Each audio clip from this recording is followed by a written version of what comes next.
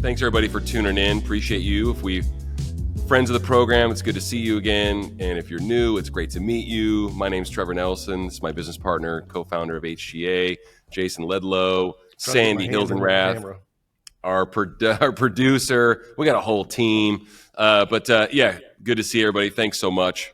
Appreciate you coming in. We'll get going here in a sec. And just had a wonderful conversation with a friend of the webinar that used one of our items and netted $5,000 with it that he won on the webinar. So that was pretty cool to hear that this week. Good feedback. So I was calculating it out. You know, we've given, I think, $150,000 worth of trips away this year.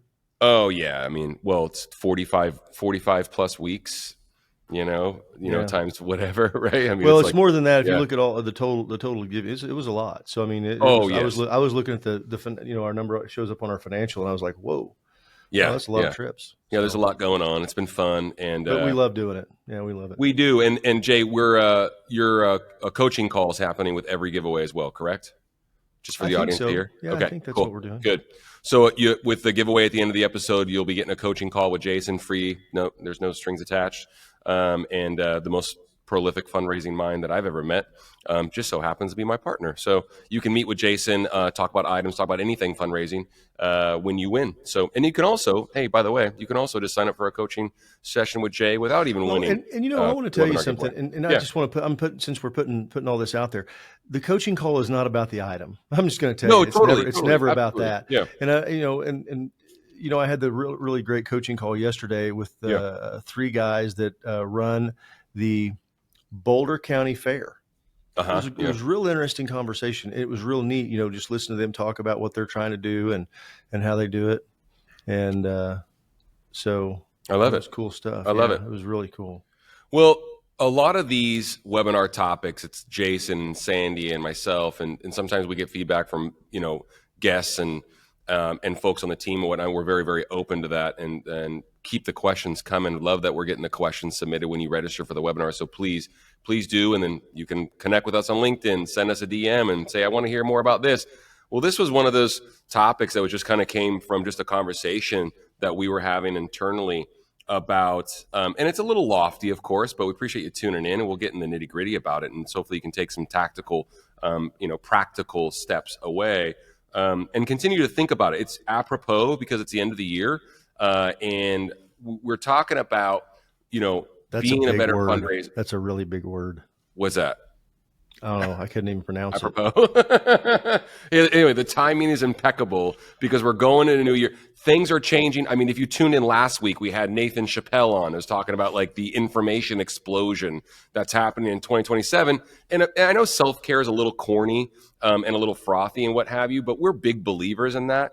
And we're attributing the idea of becoming a better fundraiser, better professional fundraiser, it can start by focusing on being a better you.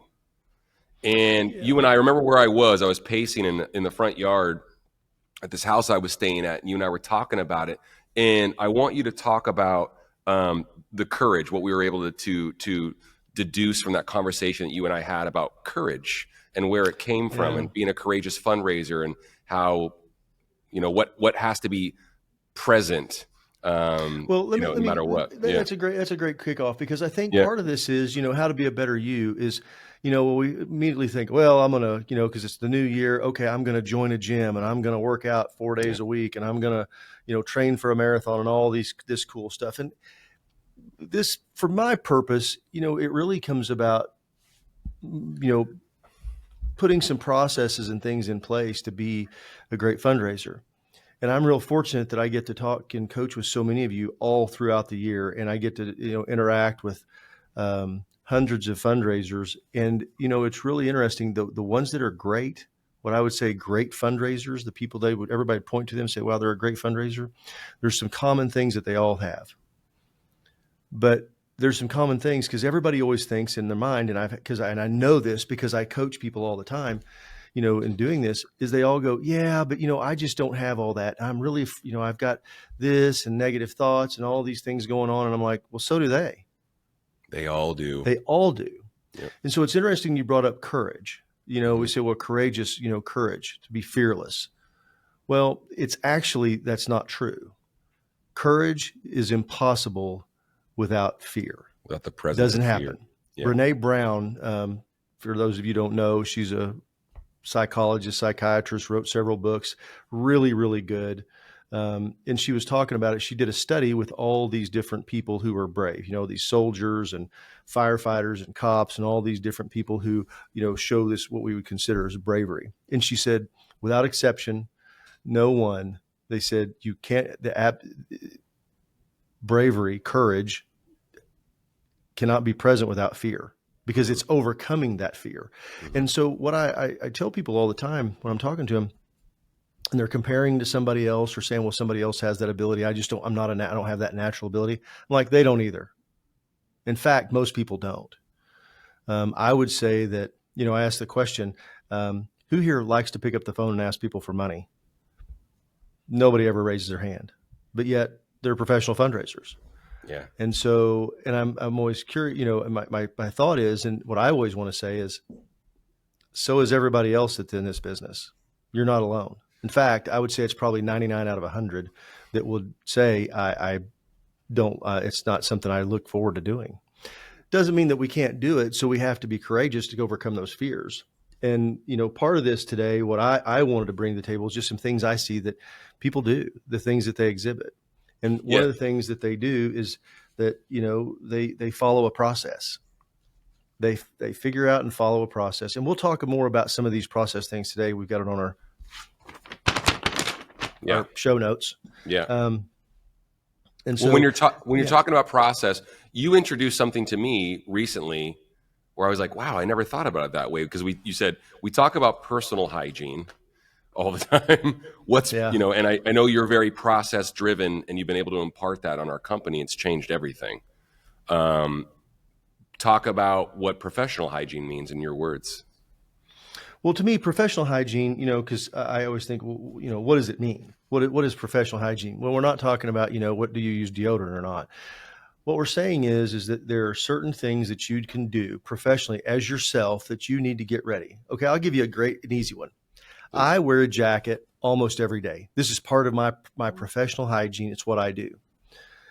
That doesn't mean that that's everybody. This is just for me. This is something that gets my mind right. Now, I know people very successful. Literally, they could fundraise in a pair of pajamas and bunny slippers, and they could out fundraise me all day long if I'm wearing a suit and a tie. Mm-hmm. That's not what this is. It's about you personally. What is your professional approach to being a professional? If you think about that, a professional, what does that mean? Mm-hmm. So to my mind, I look at professional athletes. Mm-hmm. What do? Professional athletes prepare. They spend almost all their time. I've got a friend of mine who was a former NFL player, played at the University of Oklahoma, great linebacker. And I was fortunate. I went on a ski trip with him, just a bunch of guys. We went on a trip. It's been probably, 10 years ago now. And I was talking to him, I said, give me a week in the life of being an NFL football player. And it was 7 days a week of preparation. It was 6 days of preparation and 1 day of game. Mm-hmm. Whole time. Everything was about preparation. And so I think, in my mind, we all jump into something and we think that we're ready to go. We had in our preparations off. I jump in, I got to make some phone calls, and we just start making random phone calls, and I don't know who to call and what am I going to do? And well, I guess I'll call Trevor because I know him, but I don't know about calling Sandy because, last time I talked to Sandy, that didn't go so well. And so we start negotiating with ourselves about what we're going to do and what we're not going to do. The one thing I know about professional athletes, they don't negotiate. They know that, for a football player, like you said, the day after a game, they would go in for treatment and watch film. Mm-hmm. And then they would have a walkthrough. And then they'd have another day off. It was supposed to be a day off. He goes, but nobody takes a day off because you can't. That's when he said, I'd come in and get treatment and watch film again. And then they'd have the walkthrough practice. And then they would, all these different things. He said, and all this time, I'm still lifting weights and doing my training, doing all the things that they do. It was nonstop. And so, as nonprofit professionals, I think you got to start following a process and preparation. Yes. What is that? Yes. And everybody can be a little bit different. Like, I'll ask you a question back. Like, Trevor, what do you do in the morning before you, there's a lead question because I kind of know what the answer is, but what is it that you do in the morning before your feet hit the floor? I make sure my attitude's on point and I'm not having any I think I attribute to like, fear-based insecurities, worry, stress, all these normal things that we can succumb to. I make sure before I even get out of bed, before my feet even touch the ground, that I'm right mentally. So what does And that mean, right? So how do you yeah, specifically, how do yeah. you do Well, that? I'll just tell you like what it means to me, like currently, for instance, or what have you, or like the thoughts that are going through my head now. Because I've always woken up very, very happy-go-lucky, regardless of what was going on in my life, whether it was a dip or, whatever was going on, great things, bad things, all because we all experience, loss and strife and all those things. Lately, it's a framework of, I'm so fortunate to get to do what we do with the people that we get to do it with, that the minute I get away from understanding, that's not like I'm not convincing myself of that. That is a fact, right? But no matter what, we can get pulled away from that, the gravity of the reality, right, of what our life really is and what we've created. And it's like, I don't know why, but it's like the most common thing to me right now is like the opportunity, because you know how passionate we are about what we're building.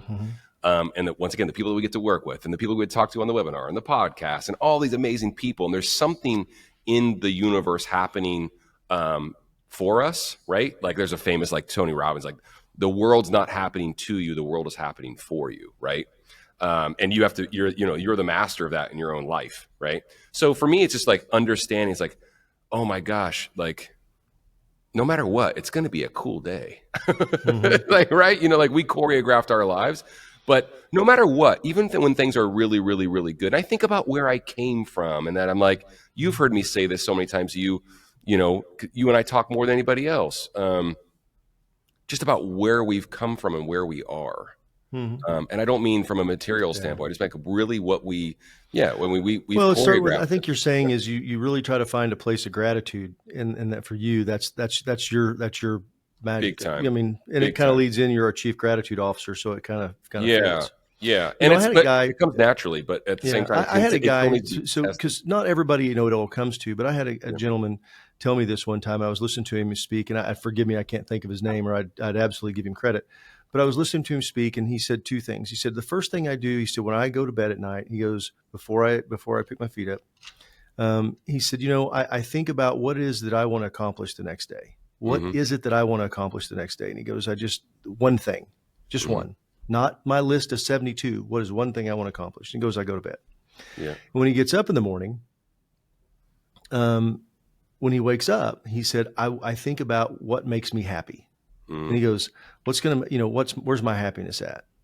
Kind of to your point. For him, it might be family. It might be the fact that his wife, he said, it might be my wife's birthday's coming up, or, something like that. And that's my point of happiness. That way, he goes, as I go through circumstances of the day, I don't have to rely on what the circumstance brings to me, the world, because and especially when you're a fundraiser, I mean, you guys are all,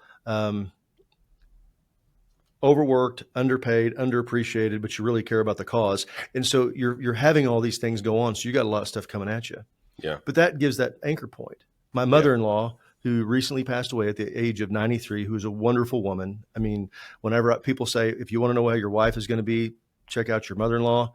Yeah. I hit a grand slam. I mean, she was the most wonderful lady ever.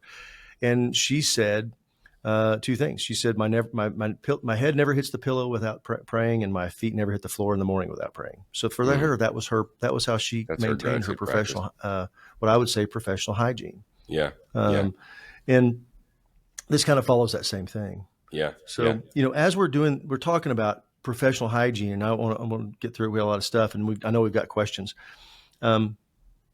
Setting up a professional process. This is what I do. Like for me, I put on a jacket almost every day. Not every day, but most every day I'm doing that because it's something that means something to me, because it gets my mind right. I know that I've got to hold myself to a professional standard in dealing with my clients, my employees, my family, my people around us, vendors, all this interactions that my partner, the interaction we have, that puts me in that mind space. And that's for me. Yeah.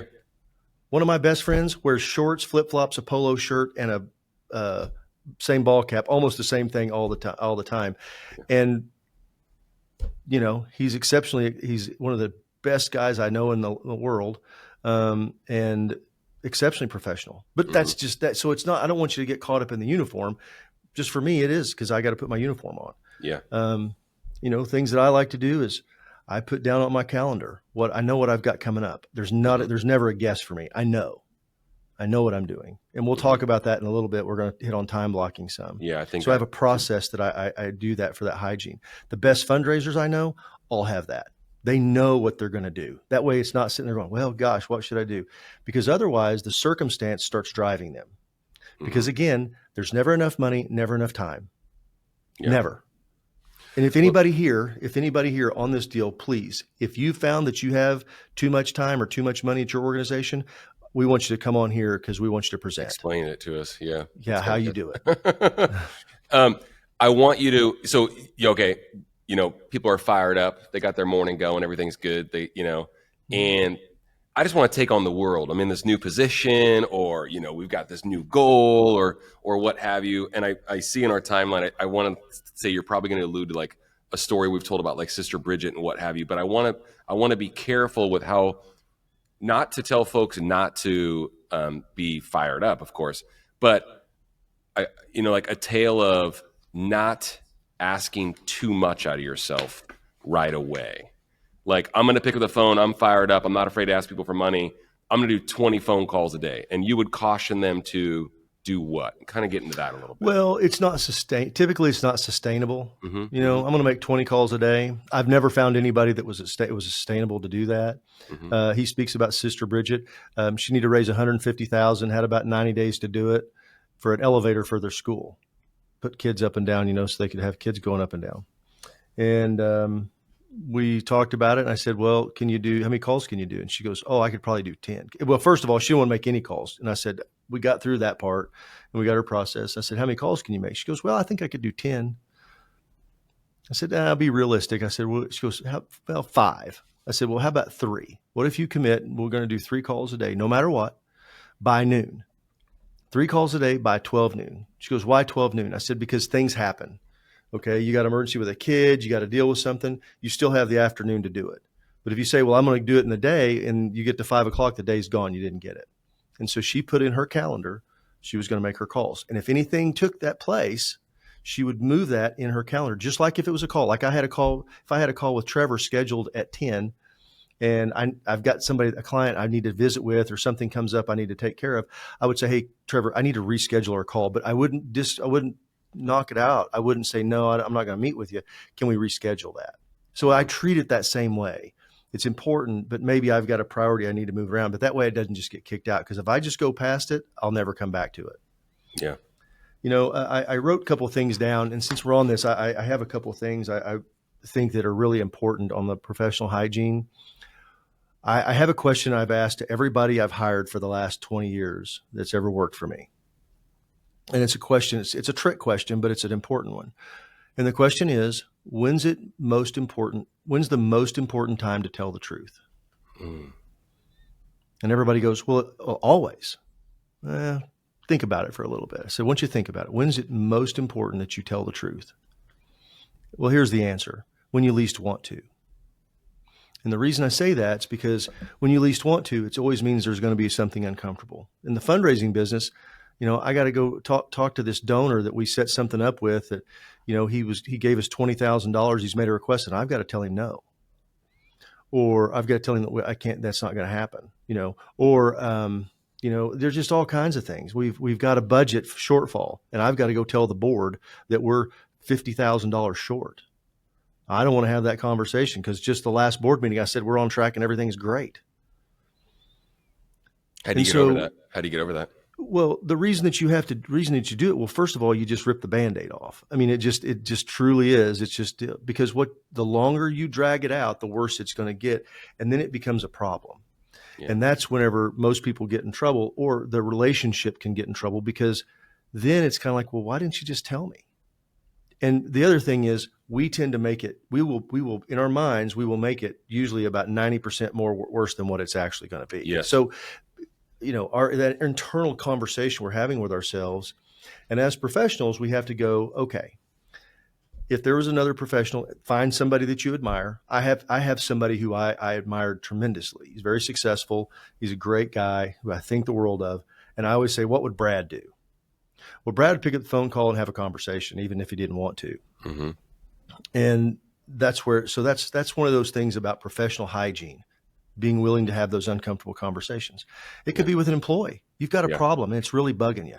Yeah. I was having dinner with a bunch of fundraisers, probably 6 months ago. And one of them was saying, she was talking about having an issue with an employee. And I said, well, maybe you need to have an uncomfortable conversation. She goes, what do you mean? I said, you tell them, hey, we need to have a conversation. It's going to be uncomfortable. It's uncomfortable for me to have it. It's going to be uncomfortable for you to hear it, but we need to have it. And in fact, in our company, we do that. There's that thing. And I've had employees, come to me and go, hey, we need to have an uncomfortable conversation because it was something that they needed to tell me something that they didn't really want to. And it like I can think of recently, it was something I was doing. I didn't even realize it. Didn't even know. And I was like, oh my gosh. Okay. She's like, oh, well, I'm glad you took it that way. I'm like, no, I didn't realize that was going on. You saying this really strikes me because I'm big on accountability. And I think there's so much growth that can happen in accountability, keeping others accountable, of course, if you're a leader. But once again, being a better fundraiser means being a better you first. So being accountable, I love that Gary Vee quote where he's always like, everyone's so good at pointing fingers, but no one's really that good at pointing thumbs. Yeah. Most things that happen because of your doing.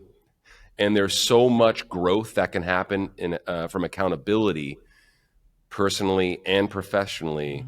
And also, like you said, those things that we fear, that that we have insecurity about, or the uncomfortable conversations, usually we make them a lot worse than they are. And there was this really lovely line Sandy and I were talking about this week too, before we hopped on for this episode and we were planning it out, was, it's really, and Nathan Chappelle shared it last week on the webinar too. He's like, the line is, hey, pick up the phone and tell the person that gave you money 2 years ago that you've dropped the ball about, building a relationship with, that wrote you a check, and tell them that you screwed up. And that, I dropped the ball. We didn't contact you. We didn't think, because everyone here knows, whether you're on LinkedIn or not and paying attention to the same stuff we're paying attention to, the reason why folks stop giving is because you didn't thank them. You didn't build a relationship. It's not stewardship. I got a bone to pick with that word. It's communication. You know what I mean? It's relationships and being accountable to the screw ups too. There's so much growth that can come out of that, personally and professionally. So it screams accountability to me. Well, that's a great point, Trevor, because we all have shortfalls. We all fall short. We're not perfect. There's only one perfect person that I know of that ever walked the earth. And, that was 2,000 years ago. Now, I'm not trying to get preachy or anything. So I'm just, cause it's Christmas. So I'm there right now personally, but no one is. No one is, and everybody that we think has got it all together, I'm telling you, they're like a duck on a pond. On the top, everything looks calm and easy, but down below, they're paddling like the rest of us are. It's just that they've just kind of figured out some systems to deal with it, maybe in a different way. It's like going back to the phone call. I asked the question, what's the hardest phone call to make? The one where you're asking for money. It's the first one. First one. Literally, I was telling Trevor this story the other day, and this is going to tell you guys something funny. So in the 90s, back in the 90s, I was kind of in the wasn't sure what I was going to do, and I was kind of in the middle of some. I was employed. Don't misunderstand, but I was a firefighter in Oklahoma City, and I wasn't sure what I was going to do on my day off. I'd been kind of doing some stuff, and I was auctioneering, but I wasn't sure. And I took a job with a guy selling soap. Basically, that's what I was doing. And what that means is it was an industrial supply. I thought, well, I'll go sell this stuff. And I would go to my first call to go make, and this is no joke. I would walk around the block or walk down the end of the street and come back. And I'd walk past that door 3 times before I'd go walk in and go do it. But once I got the first one done, well, then the rest of it was easy. Fast forward, I have had I was in the telecommunication and have several phone companies, and I had a startup And literally, I had to pick up the phone and set appointments that I would go and meet with people. It was in the business side of things. And I remember the hardest call was always to make was that first one. Yeah. Now, once I made the first call, well, then they were all easy after that because I'd got past all my own stops and curbs and head and all that stuff. Mm-hmm. And it was kind of like, I had a friend of mine, a golf player, and he would, when he swing a club, he'd go 1, 2, 3 swing. He goes, I just wouldn't think about it. He goes 1, 2, 3 swing. And that's what you have to do in the phone, kind of list. Don't overthink it. Cause if you think it, your head gets in the way. Yeah. Yeah. Yeah. I think, there's a human piece to it, right? Of course. Right. And once again, getting back to the accountability and taking an opportunity to tell someone, or rip the Band-Aid off, as you say, or tell someone that you dropped the ball or whatever. Mm-hmm. It's very liberating, and you can only get stronger from there, And so, and on that accountability piece, being accountable to the people around you, being accountable to sit there and go have it with an employee or, maybe a volunteer or have that things are just kind of weird. A board member, things are just kind of weird right now. Yeah. And go talk to them and say, hey, what are we doing here? Yeah. Or just say, hey, look, I don't know. I feel like we're off. Maybe we are, maybe we're not. I don't know. Did I do something? Because I want to, you're really important to our organization. Let's do that. Accountability. Yeah. And, one final thing I would say on this whole thing about professional hygiene, self-improvement. This is going to sound kind of weird and weak and all this kind of weird stuff. There's 1,000 ways to do this, but in the business world, and I practice probably all of them at a different time. And sometimes I'm on, sometimes I'm off. That could be that you read a book, not a Harlequin romance, not a historical fiction, which is what I personally love. Not Harlequin romance, by the way. Yeah. But reading something, listening to a podcast, coming on a webinar, something, maybe it's just simply going to meet somebody in your industry that you can go talk to and just to better yourself. Maybe there's associations, I don't know, something like that. There's something about that really does help you in your professional deal. Lawyers do it.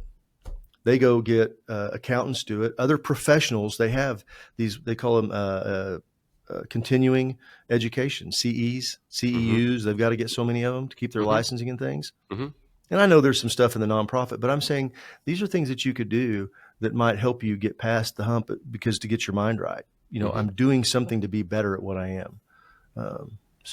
Yep. I love the question. Sandy popped up. You answer first, and maybe I can piggyback. From George? Thanks so much for submitting a question, George. And there's a call to questions, folks, in the chat as well. Anything, nothing's off topic. You can tell Jason and I are open books. From George, what do you see as the 3 biggest challenges in 2026? That's a pretty lofty question, but I think we can distill it down. Okay. Since we're talking about, how to be a better fundraiser, a better professional, is to see the truth for what it is. So I'll go, I'll just tell you what I think. I think number one, I think we've been in a recession. I think we are in one now, maybe not the true recession that we talk about, but there's a real recession out there. I don't think it affects everyone quite as much, but I think it's out there. And I think being thoughtful to that. So I think there's going to be a challenge to identify and work through that all the negative stuff that's coming at us, because we're going to feel that. There's going to hear stuff about the economy and about the news and, on all the stuff with the elections and midterms and all those coming up. And it can really kind of get in your head. It can be a downer. Does me. And I'm Trevor, we're talking about it all the time. I'm a super positive person. And so I think that's going to be a real challenge. I think that is going to be, to me, the biggest challenge is that we keep our mind out of all that stuff. We focus on what our mission is. And I'll just tell you, I've been through 3 significant downturns in the economy. We never stopped fundraising. We never did. Not one time did we ever stop fundraising. Did we ever start raising money? The nonprofits that I worked with over the last 30 plus years. Shining some light on that as well is that there's more money in the system than there's ever been. So there's definitely some economic indicators, that's for sure, but there's definitely capacity out there. Do you have any other thoughts about the 3 biggest challenges in 2026? Well, I do. I think that you're going to be bombarded with AI stuff over the next, in 2026, you're going to hear AI this and AI that and AI, and everything's got to be AI. Yeah.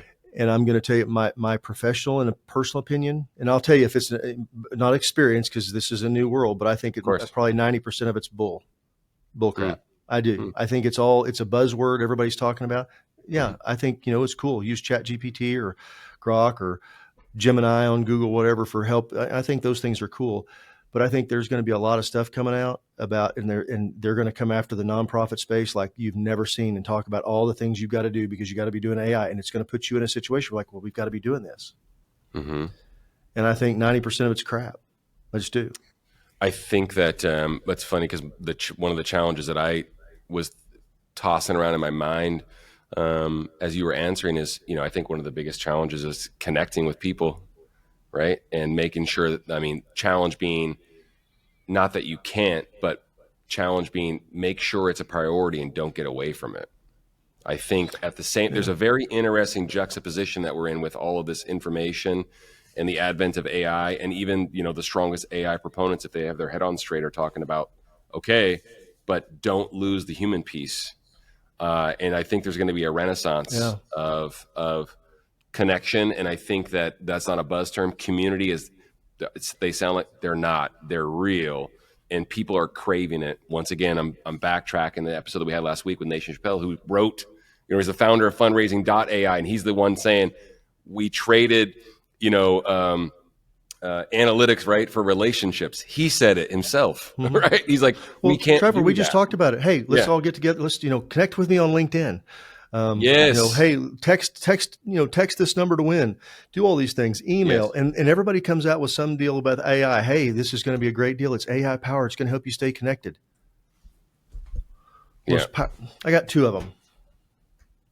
Yeah. Most powerful fundraising tools, connection, relationship tools there ever were. Pick up the phone. Pick up the phone. Yeah, absolutely. Yeah. So I think the biggest challenge is going to be if you don't realize how important that connection is going to be with your team, with your supporters, communication, personal communication. There's a myriad of ways to do it. We always say, pick up the phone. If you're thinking about someone, if they've been good to you, if they gave you a gift, if they were kind to you, pick up the phone, thank them. If you have trepidation about phone calls, we got to help you get over that. But text message, voice memo, email, not great.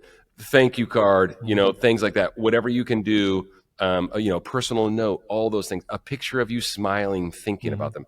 I don't care. Yeah. I think the biggest challenge is if you drop the ball on that connection piece. And I think, and just circling back because that is what are the challenges. I do think that we've got financial headwinds coming at us. I do think that we've got some distraction.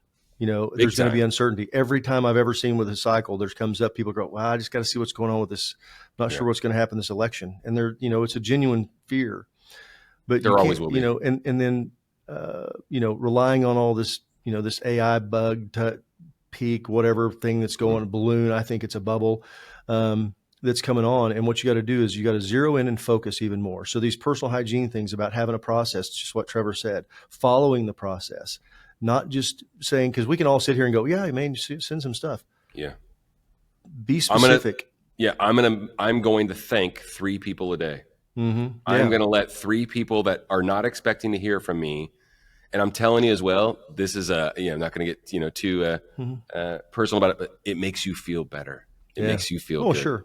Hey, so Trevor, these two. Hey, we got another question. Because this is a good question. It'd be interesting. You said, I'll let you go first. Do you believe in New Year's resolutions? I don't. I'm actually pretty passionate about not Why? Because I'm. Why? Because if you're resolute about something, if you're going to make a change, do it now. I've seen it happen in my own life, where of course. And I'm not saying because people drop the ball, it's not even like a gym thing anymore or whatever. If that's your thing and that's your, the calendar, switches. I love the new year. I love like things anew. I think I think it gets me pretty excited actually. Yeah. Because I like to, move forward. I think it's great, but no, I'm not. And it's not because just like I said, like, why not just do it now? Pick it up and do it now. I saw the practice in my own life, not because I failed at New Year's resolutions, but I had some really, really lofty thoughts and changes I wanted to make in my own life. I don't mind getting personal with you about it. I made a decision around this time of year to be the best possible like version of myself and have the strongest relationships I could possibly have in my life. This is over 10 years ago. I'm going to be the best friend that I can possibly be, all these things. And a lot of this outreach and communication comes very naturally to me because I am very communicative. But I just quadrupled down on it. What was funny was I didn't know I was testing my professionalism with these personal relationships. So what was funny was it was the same practice I talk about all the time. If I thought about someone, I texted them. If I was grateful for something they did for me, I texted them, I called them, whatever it might be. I was like, hey, we're getting together. I'm going to tell this person, this person, this person. And I went from friend group out. I made a decision to be the best possible husband and father I could be, which meant like if I was thinking about my oldest daughter and, she needed to hear from, I just texted her right then and there. I was thinking about you, and it was like, whoa. And what was interesting was when I treated every professional relationship that I had the same way, skyrocket. You know what I mean? It changed everything for me. I ignored people saying, "Oh, you don't mix personal with business," and it's like not like we're all partying and hanging out together and stuff like that. But it's like if I met someone in our space that I wanted to do business with, and we started doing business or we started talking or what have you, I just treated them exactly the way I treated my friends. If I was thinking about them, I called them. If I was grateful because we did an event together, I called them and thanked them unannounced, out of nowhere, and it changed everything. And what I realized was that was different, and I was playing. So what you're saying is that you don't set New Year's resolutions. Yeah, sorry, that's a long answer. I don't set them either because I think I'm the same way that Trevor is. Yeah. It's kind of like when should you start taking better care of yourself physically? 10 years ago, the second best time is today. Why wait? What does it mean? I think that's correct. I love what you said though, Renee, about having a word of the year. That's awesome. I think I love a lot of that. people have themes of the year or things that they want to do and focus on. I think the New Year's is a great time to reflect.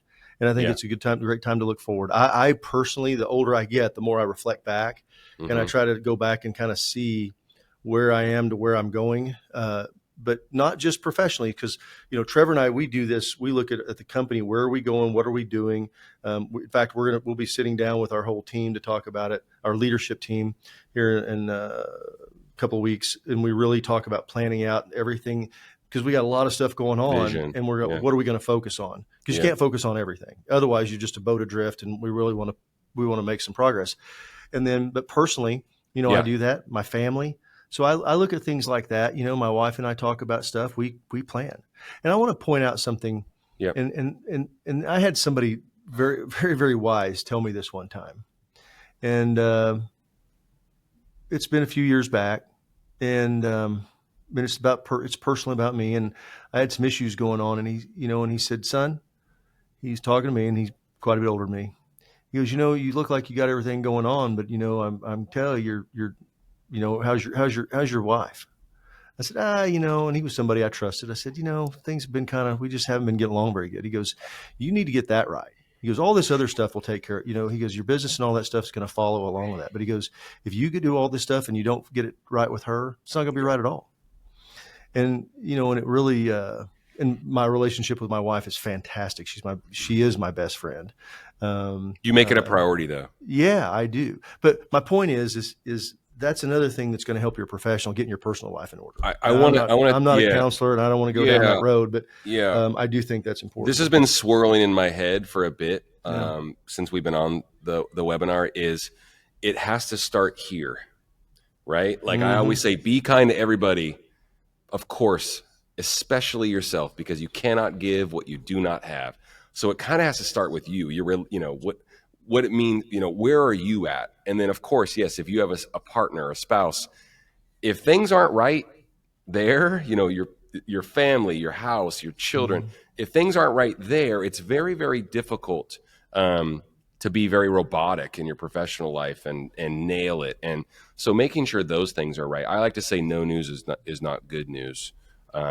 it's like, oh, they're okay. You know what I mean? Oh, she's okay or whatever. You made a deliberate decision to make things right with your wife. Well, we all put on masks and facades, but I mean, it's the easiest mask to wear is the real one. You take all the facades off, and it's really interesting. I was talking to a guy one time. He's a client of ours. It was real interesting because he ran a rehab facility, and he was 20 years sober or something. Yeah. And he goes, "Oh yeah, I loved it. I love it." He goes, "Because I'm honest." He goes, "Because I lied, cheated, and stole for my addiction for years." How and he goes, "You want to meet the most honest people? Meet a recovered drug addict." Yep. Because they're going to tell you that whatever it is, honesty, because that's the only way they can live. Because they lied so much, they manipulated so much. Was that our friend John? Yeah, exactly. Yeah, who I it like was. John. Yeah, great guy. Tallgrass. Hey, Renee, I love that actually. And I preface hopefully my answer about New Year's resolutions with my own personal experience. If you have something that works for you, and this is what's so great about these conversations, a word of the year. I love it. Stick with it. It's a compass. Well, here's what I want to know, Renee. What is your year? What is your word for 2026? Yeah. Love it. If you care to share, thank you. If you've got it yet. And then Megan, that's a different question. Yeah, we need a little more context. If it's like a live auction, of course, not very many people are going to bid. Of course, the cross section of people in the room, it's not for everybody. Do us a favor, Megan, if you haven't already, just sign up for a coaching call with Jason and talk it through, because it could be you had the wrong items, and I'm not presupposing that you did, but you get my point. So were they our items? At the end of the day, donors are consumers. So making sure that you have what they want, for instance, right? So really, really good. 2025 was uncomfortable from Renee, pushing myself outside of my comfort zone in order to learn and grow. Uncomfortable. Well, that's good. So that means you accomplished your goal. Yeah. To be uncomfortable. Good for you. That's good. Yeah. Well, that's the thing. When do we all grow? When we are with pain. Yeah, change. With pain, discomfort. Yeah. That's when we grow. Yeah. I think about, my wife and I were talking about this the other day, and we were looking at our marriage, and we were in our lives together and saying, wow, this year, boy, everything was just awesome, but really I came out of that, not much going on. But boy, we had some real challenges right through here. Maybe not personally, but just some kind of a challenge, maybe with family or different things, kids. Yeah. Wow, boy, that was a powerful year. That was something else. Yeah. Making memories, doing those things. More questions, I want to talk about I want to do one thing on the economy real quick, because somebody asked, and maybe that'd be something good. We do an episode just on the economy and where we think it's going, because I think there's a lot to this. Again, there are adjustments you have to make. And definitely, Megan, I'd love to talk to you about it. That way I could have some specific data, because we've seen it. We've seen people doing things, and and we coach them to make adjustments. And what it is, it's not just what our agenda is; it's what's going to be best for the nonprofit and for that event. And they're all different. They literally can be. It's not one size fits all. But the one thing is, and back to the whole thing, you're going to hear noise.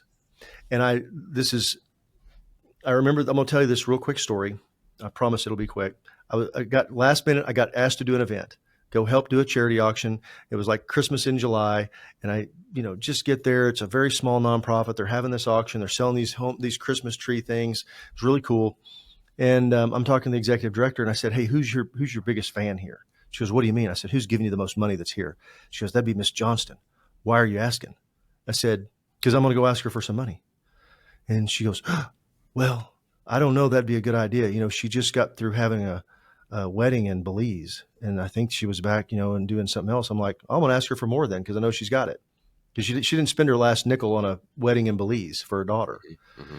And the thing is we, as fundraisers, especially with economy, we start putting our capability and capacity on other people. Mm-hmm. And the thing is, while there are some people that you think, well, I don't know, I don't want to ask them because the economy is just not doing really good, and they're making more money than they ever did in their lives.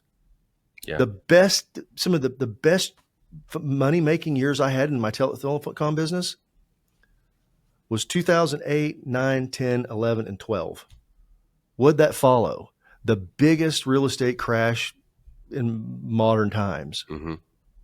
And so it's even in the Great Depression, there was 25% unemployment. Well, 75% of the people were still working.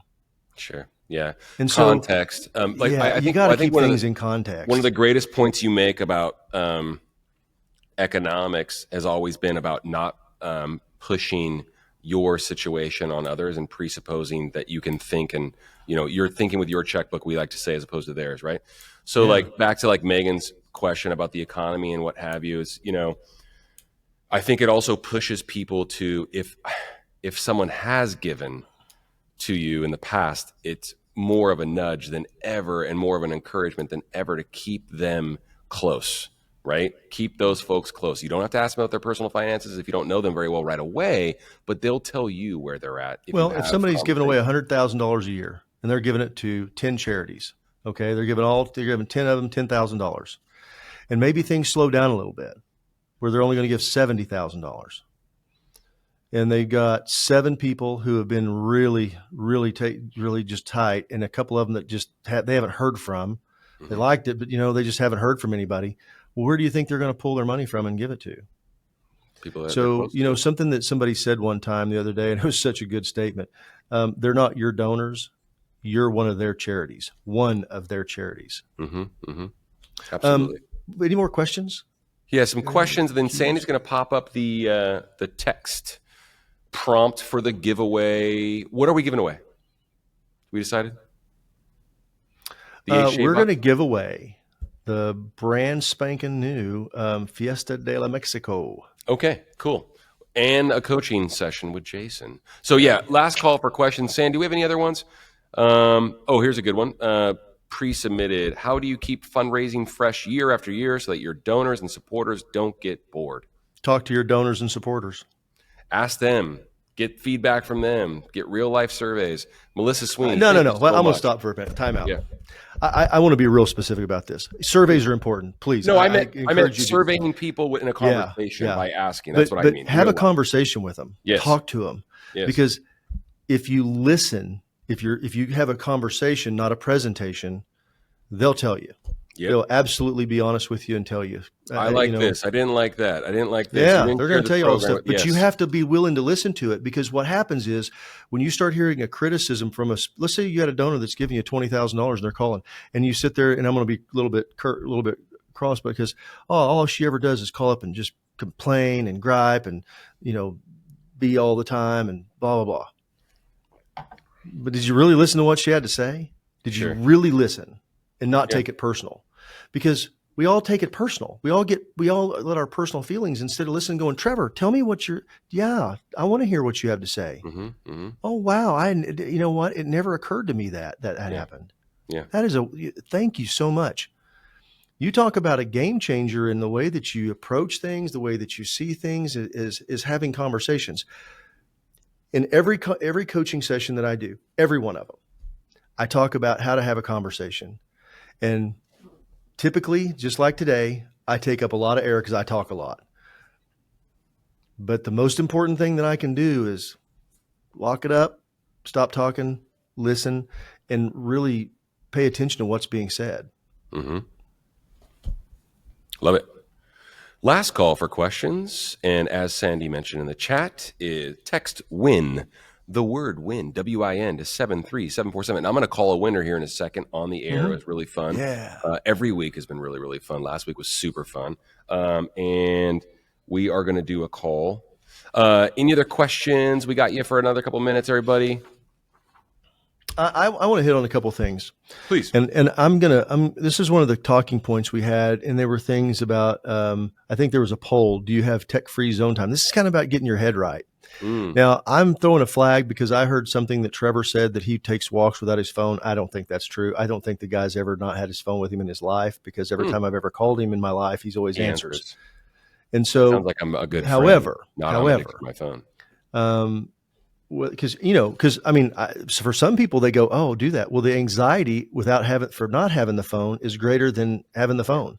But or somebody says, well, I've got kids, I got my parents I'm dealing with, or it's something I don't have a call, but you can still take a walk. Yeah. And so I thought that was kind of thing, I just thought that was just such a great point. It was brought up last week by technologists. Being kind to yourself. The other thing that I wanted to hit that I thought was really, really good. Outreach should have purpose. and care behind it. I think that's really important. There's, and I kind of, Sandy and I were talking this morning. There's really two reasons that we talk to people.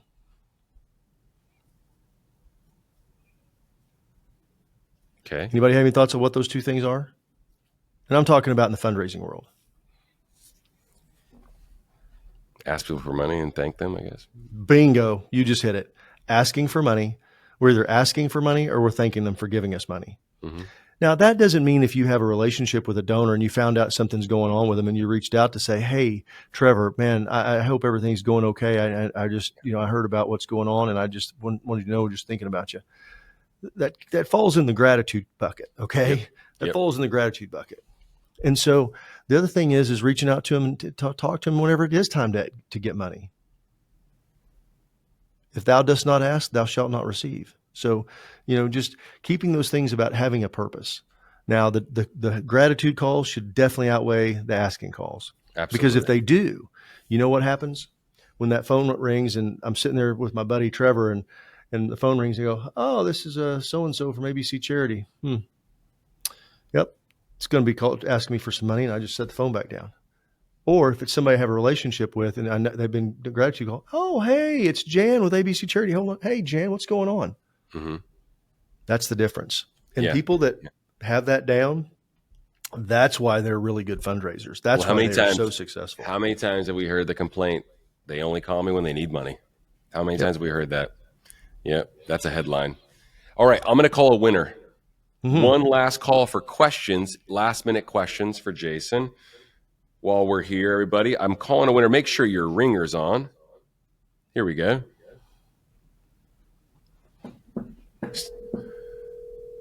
These are fun.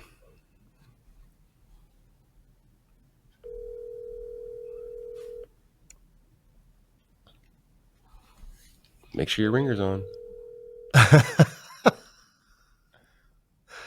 Hello. Hi there. You reached Kevin Hurst with. Didn't answer. Gotta get another one. Yeah. Should I try him one more time? Just move on. New winner. Yeah. New winner. Sorry. Hey, thanks for the feedback. You got to stay to the end and win. I mean, you got to. Thanks for the feedback, Francesca. Thank you, Jackie. Hey, Johnny, what's up? Thanks for coming, man. Hello. Hello. Yes. Who am I speaking with? Megan. Hey, Megan. How are you? Good. How are you? Hey, thanks for all the feedback and the questions. Appreciate you. Yeah. Do you know why I'm calling? Yes. Well, hey, you won the trip, so you definitely have to talk to Jason now about it, and hopefully we can help you at your next event as well. Thanks so much. Hey, Megan, tell everybody who you're raising money for, if you don't mind. I'm part of Wally's House. We are our Curry County's Child Abuse Intervention Center, so we help with the investigation process for child abuse in our county. Wow. And so we do fundraising for our advocacy and therapy. Wow, that's beautiful. Thanks for sharing, Megan. Appreciate you. Thank you so much for the work. Thank you so much for coming on the webinar as well. I hope it was good. Mm-hmm.